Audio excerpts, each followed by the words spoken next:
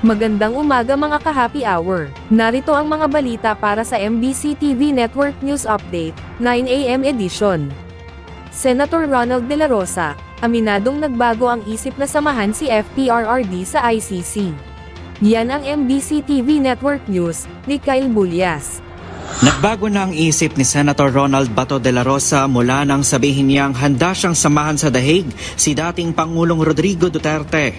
Matatanda ang noong nakaraang taon, sinabi ni de la Rosa sa kanyang social media post na nakahanda siyang magpaaresto at samahan si Duterte sa the Netherlands kung hindi pa rin umano makakamit ang hustisya sa kabila ng lahat ng mga legal na hakbang. Binigyang diin din ito na nakahanda siya sakaling ilabas na ang warrant of arrest laban sa kanya. Pero tatalima lamang umano ang senador kung dadaan ito sa mga korte sa Pilipinas. Sa panayam ng DZRH News, ipinaliwanag ni De La Rosa na ikinalungkot niya ang kalagayan ni Duterte ngayon sa The Hague, dahilan para magbago ang kanyang isipan. Nagbago na dahil noon gusto kong samahan niya dahil malungkot tayo dahil nangyari sa kanya. Pero nung nalaman natin na ultimo pagbisita, hindi basta-basta makabisita doon kung hindi yung immediate family, at saka pag makulong ka doon, wala namang assurance pala na pwede kayo mag-room visitation. Hindi mo alam kung saan kayo ilagay. I-isolate kayo.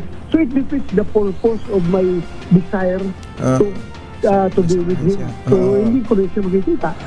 Sa kabila naman ng mga naging pahayag ni Senator Bato laban kay Pangulong Bongbong Marcos, sinabi ng senador na sa ganitong sitwasyon, sa kapwa mo Pilipino ka na lamang aniya hihingi ng tulong. Matatanda ang umapela si De La Rosa kay Pangulong Marcos na wag siyang isuko sa ICC na walang jurisdiksyon sa Pilipinas.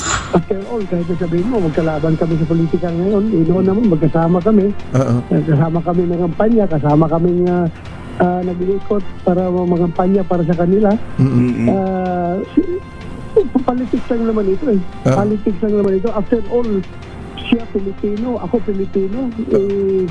Kanino ka ba hihingi ng suporta sa dayuhan o sa Pilipino? Sa Pilipino ka talaga magiging suporta. Lalong-lalo na sa Pangulo ng Pilipinas. Dahil alam naman natin, mandato ng ating gobyerno na protektahan lahat ng kanyang mga citizens. Samantala nanindigan naman si dating Senador Antonio Trillanes IV na hindi inosente si De La Rosa at iginiit na may batayan ng ICC kung bakit sila naglabas ng arrest warrant. Paliwanag ni Trillanes, mas mahirap pa nga ngayong hindi na miyembro ng ICC ang Pilipinas dahil mas mataas na uri ng mga ebidensya na ang kanilang hinahanap bago sila mag-issue ng warrant. Dahil dito, masamaan niya ang loob ni Trillanes sa pagbibigay ng proteksyon ng Senado kay Senator Bato. Kailangan lang po natin ilagay sa proper perspective. Si Bato po ay hindi inosenteng tao na inaapi. Hindi po. Itong warrant of arrest niya ay bunga ito ng investigasyon ng ICC. No? At ICC ito, hindi po to basta-basta yung mga piskal dito sa atin na pwede mong maareglo, pwede mong gamitin pang ipit o kung ano man. Ito hindi. Very professional yun. Mataas ang ebidensya hinahanap nila. Nakita nila na si Bato ay responsible doon sa EJ case na libo-libo ang Pilipinong nangamatay dahil si Digong ang nagutos, siya ang nag-implement bilang hepe ng PNP.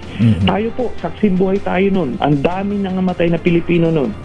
Si Bato ang nagsulat nung tukhang doon sa kanyang PNP Memorandum Circular. So, yun po ang inimplement at kaya po siya may warrant. Bukod dito, binigyang diin pa ni Trillanes na walang batas ang nagsasabing maaaring bigyan ng proteksyon ng Senado si De La Rosa, lalo't crimes against humanity ang kasong kinakaharap nito na may kaakibat na life imprisonment. Aniya kung gugustuhin umano ulit ng NBI na arestuhin si De La Rosa sa mismong session hall, maaaring nila itong gawin at sino mang pumigil dito ay maaaring posasan dahil sa obstruction of justice. Malinaw din niyang nakasaad sa Republic Act No. 9851 o ang Philippine Act on Crimes Against International Humanitarian Law, Genocide and Other Crimes Against Humanity na sino mga akusado na iniimbestigahan ng International Tribunal ay maaaring dalhin sa ibang bansa para sumailalim sa paglilitis. Para sa MBC TV Network News, ito si Kyle Bulyas ng DZRH. Una sa Pilipinas, una sa Pilipino.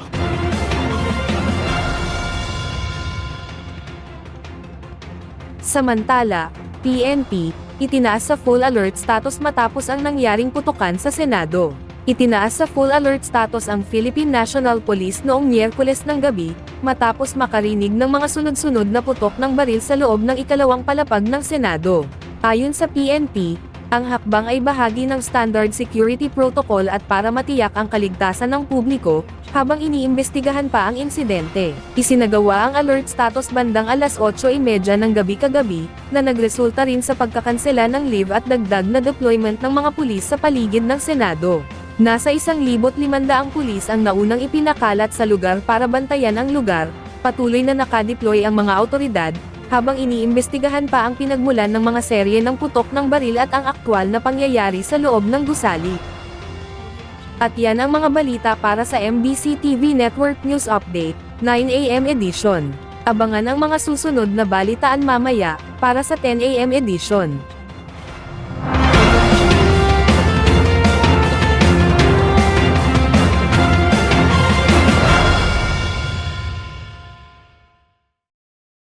Mga ka-happy hour, kung gusto mong manood ang mga balita sa MBC TV Network News Update, mag-subscribe sa aming YouTube channel, i-like ang aming Facebook page, at i-follow sa aming TikTok account.